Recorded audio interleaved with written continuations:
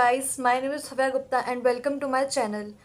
आज हम डिस्कस करेंगे कि आपको नीट 2025 की काउंसलिंग में क्या क्या डॉक्यूमेंट्स की रिक्वायरमेंट रहेगी, क्योंकि नीट 2025 की काउंसलिंग स्टार्ट हो चुकी है। तो अब जैसे ही रिजल्ट आएगा उसके बाद आपको वहाँ पे डॉक्यूमेंट वेरिफिकेशन के लिए और फीस सबमिट के लिए जाना पड़ेगा। तो क्या क्या डॉक्यूमेंट्स रिक्वायर रहेंगे तो मैं आपको बता देती हूँ कि क्या क्या रिक्वायरमेंट्स रहेंगे, और उसकी जो लिस्ट है मैं वो आपको कमेंट बॉक्स में और डिस्क्रिप्शन में भी डाल दूँगी, जहाँ से आप देख सकते हो। और मैंने क्या क्या डॉक्यूमेंट्स बनवाए, क्योंकि मैंने भी इस साल दिया था नीट, तो मैं वो आपको बताती जाऊँगी। तो कुछ डॉक्यूमेंट्स ऐसे हो सकते हैं जो मैंने एक्स्ट्रा बनाए, क्योंकि ये मेरा सेकंड ड्रॉप था। तो ऐसा भी हो सकता है क्योंकि जैसे मैंने आपका अगर 12th होगा तो आपको गैप सर्टिफिकेट बनाने की ज़रूरत नहीं होगी, क्योंकि मेरे ड्रॉप से इसलिए मैंने गैप सर्टिफिकेट भी बनवाया है। तो कुछ आप अपने हिसाब से देख सकते हैं कि मैं आपको बता दी जाऊँगी कि क्या क्या आपको बनवाना है और क्या क्या नहीं बनवाना है, कब कब बनवाना है। जैसे फर्स्ट डॉक्यूमेंट है नीट यूजी 2025 का एडमिट कार्ड। एडमिट कार्ड अब आप लोगों को लगेगा कि आपने सबमिट कर दिया था वहाँ पे एग्जामिनेशन सेंटर में, तो अब क्या यूज़ करना है, तो आपको दूसरा कॉपी चाहिए, बस उसकी निकाल लेना उसकी साइड पे जाके, और फिर उसके बाद उसमें सिर्फ अपना थंब प्रिंट और साइन कर देना। इन्विजिलेटर का साइन ऑब्वियसली पॉसिबल नहीं है, तो बस ये दो चीज़ें करके एक एडमिट कार्ड रखना। और प्लीज़ इन सभी डॉक्यूमेंट्स की एटलीस्ट 5 कॉपीज़ रखिएगा, क्योंकि उस टाइम पे हो सकता है कुछ बिगड़ जाए वहाँ पर, आप फिर इधर उधर भागे। इससे अच्छा है कि पहले से थोड़ी सी एक्स्ट्रा कॉपीज़ हों अपने पास। तो फर्स्ट था एडमिट कार्ड, सेकंड होगा स्कोर कार्ड। जो आपको भी 14 जून को रिजल्ट आया था, तो स्कोर कार्ड आपने डाउनलोड किया होगा, तो उसकी कॉपी निकाल के रखना। थर्ड है डेट ऑफ बर्थ सर्टिफिकेट। ये आपका एक अलग से भी बन सकता है, या फिर आपकी अगर 10th की मार्कशीट है तो उसमें भी अगर डेट ऑफ बर्थ लिखा है तो आप 10th की मार्कशीट को यूज़ कर सकते हैं। नहीं तो आपको एक दूसरा डेट ऑफ बर्थ सर्टिफिकेट बनवाना पड़ेगा नोटरी पर जाकर। फोर्थ है नीट 2025 डोमिसाइल सर्टिफिकेट।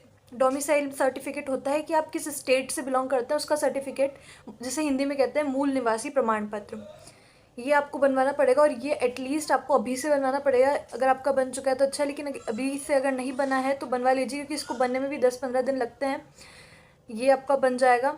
मूल निवासी मैं अभी आपको दिखा भी दूंगी बाद में कि वो कैसा है। एक होता है कास्ट सर्टिफिकेट बनवाना है आपको।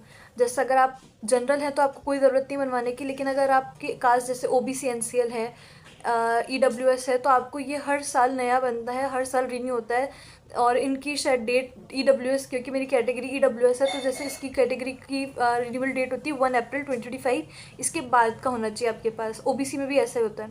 एससी एसटी है तो इसमें कोई टेंशन की बात नहीं है, वो आपका चलता रहता है, एक ही सर्टिफिकेट रहता है, उसको रिन्यू कराने की ज़रूरत नहीं होती है। और जनरल में तो कोई ज़रूरत नहीं है सर्टिफिकेट की। फिर आता है प्रोविजनल सीट अलॉटमेंट लेटर। अभी जब आपको रिज़ल्ट आने के बाद, काउंसलिंग रिज़ल्ट आने के बाद सीट अलॉट होती है, तो उसको आपको प्रिंट आउट निकलवा लेना है उसका, तो वो हो जाएगा आपके पास सीट अलॉटमेंट लेटर। इसके अलावा क्लास 10th की मार्कशीट, क्लास 12th की मार्कशीट। अगर आप कोविड टाइम पे हैं, अगर आपके पास मार्कशीट नहीं है उस टाइम की, तो आप जाइए, आपको एक स्कूल में, अपने स्कूल में जाइए, वहाँ पे आपको देंगे मार्कशीट, एक प्रोविजनल मार्कशीट देंगे जो आप यूज़ कर सकते हैं, क्योंकि वहाँ पे मार्कशीट ओरिजिनल ही लगेगी। गुम गई है तो भी आपको नहीं बनवानी पड़ेगी, आप डिजी लॉकर से यूज़ नहीं कर सकते। तो क्लास 10th की और क्लास 12th की मार्कशीट। इसके अलावा Aadhaar card as proof of address. Address proof के तौर पे आपको आधार कार्ड का यूज़ करना पड़ेगा। सो नेक्स्ट डॉक्यूमेंट जो आपको लगेगा वो होगा माइग्रेशन सर्टिफिकेट। जो आपको अपने जब 12th पास आउट की होगी स्कूल से, तो उन्होंने आपको दिया होगा वो माइग्रेशन सर्टिफिकेट, तो स्कूल से ही मिलता है ये आपको। तो अगर आपके पास नहीं है तो आप ये स्कूल से जाके ले सकते हैं। फिर आपको चाहिए होगा proof of family income, income certificate जिसे कहते हैं। ये इतना कंपलसरी नहीं है, ये कहीं जगह मांगते हैं, कहीं जगह नहीं मांगते हैं, तो आप ले सकते हैं। इनकम सर्टिफिकेट एक सेफ्टी के लिए आप रख सकते हैं, कहीं पे मांगते हैं कहीं पे नहीं मांगते हैं, तो इनकम सर्टिफिकेट आपको रखना है। इसके अलावा आपको चाहिए होंगे पासपोर्ट साइज़ फ़ोटोग्राफ, और ये आपको प्लेंटी में रखने हैं। ऐसा नहीं है कि 8-10 खिंचा के रख लिए, क्योंकि आपको हर जगह रिक्वायरमेंट पड़ेगी इसकी। आपको इस वहाँ कॉलेज में ही एटलीस्ट 10 से 15 फ़ोटो आपको वहीं पे मांग लेंगे कॉलेज में, इसलिए आपको एटलीस्ट 20 फ़ोटोज़, 20 to 30 फ़ोटोज़ अपने पास रखिए पासपोर्ट साइज़ के, जो आपने अपने एप्लीकेशन फॉर्म में लगाए थे नीट के। उसके अलावा आपको चाहिए होगा मेडिकल सर्टिफिकेट।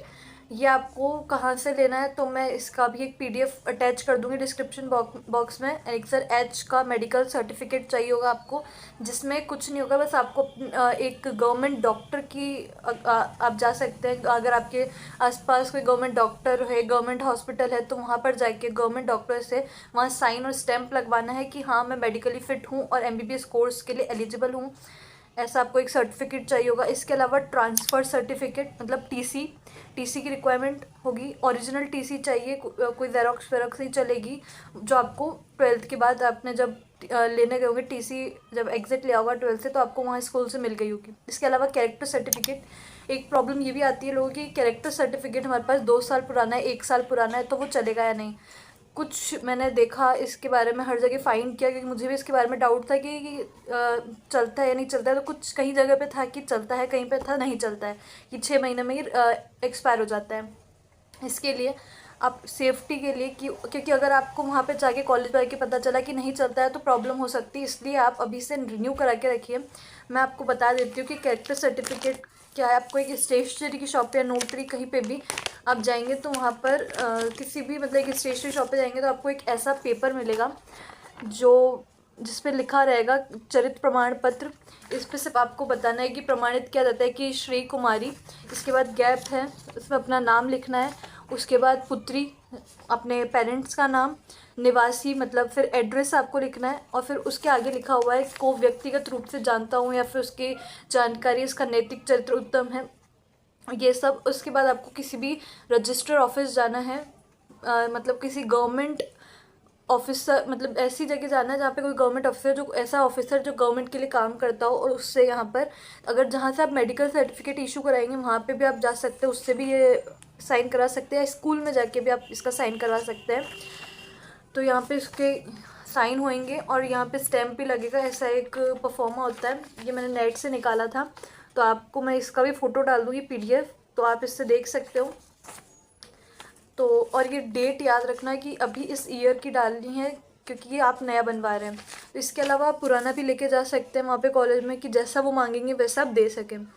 तो इसके अलावा गैप सर्टिफिकेट की अगर बात करें तो गैप सर्टिफिकेट मैंने पूछा बहुत से लोगों से, मैंने जो एलन के पारिजात सर हैं उनसे भी पूछा कि क्योंकि मैं एलन से ही पढ़ी हूँ अभी ड्रॉप ईयर में, तो उन्होंने मुझे बताया कि आपको गैप सर्टिफिकेट कॉलेज के हिसाब से बनाना रहता है, क्योंकि अलग अलग स्टैम्प पे बनते हैं। ये नोटरी में बनता है क्योंकि 10 के स्टैम्प पे 50 के 100 के, तो जो आपको कॉलेज मिलेगा तो वो जो डॉक्यूमेंट्स मांगेंगे उसमें लिखा होगा कि आपको कितने स्टैम्प पे बनवाना है। मोस्टली 10 के स्टैम्प पे बनता है, लेकिन अभी क्योंकि बनवा के रख लिया और फिर उस पर नहीं चलता हो तो वेस्ट जाएगा, इसलिए जब आपको कॉलेज अलॉट हो तो उसी टाइम पर आप जाके बनवा लेना। ये मात्र 10 से 15 मिनट का काम होता है। तो इसलिए मैंने अभी तो गैप सर्टिफिकेट नहीं बनवाया, जब कॉलेज अलॉट हो जाएगा तब मैं उसके हिसाब से बनवा लूँगी। तो ये थे कुछ सर्टिफिकेट्स जो आपको चाहिए होंगे बनवाने के लिए, जो आप बनवा के रेडी रखिए। एक ऐसे फोल्डर में आप बनवा के रेडी रखिए जिससे आपको जब भी नीड आए तब आप यूज़ कर सकें। तो मैंने ये सारे डॉक्यूमेंट्स रेडी कर रखे हैं, और मैं ये जितने भी डॉक्यूमेंट्स हैं इनकी फ़ोटो मैं आपको डाल दूँगी। और कोई भी हेल्प अगर आपको चाहिए तो मैंने इंस्टा आईडी नीचे डाल दी, उस पर आप मेरे को भेज सकते हैं कि कोई भी अगर आपको नीड है, क्या कुछ पूछना है काउंसलिंग से रिलेटेड, और इस यूट्यूब के कमेंट सेक्शन में आप मुझसे पूछ सकते हैं। सो या that's all for today, thank you. और कोई भी नीड हो तो आप मुझसे ज़रूर पूछिए। Thank you.